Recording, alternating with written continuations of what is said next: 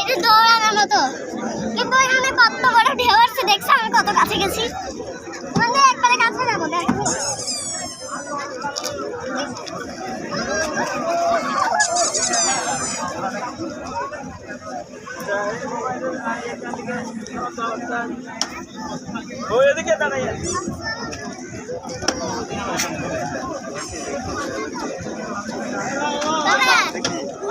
এখানে দুইজন লাল পরি আছে।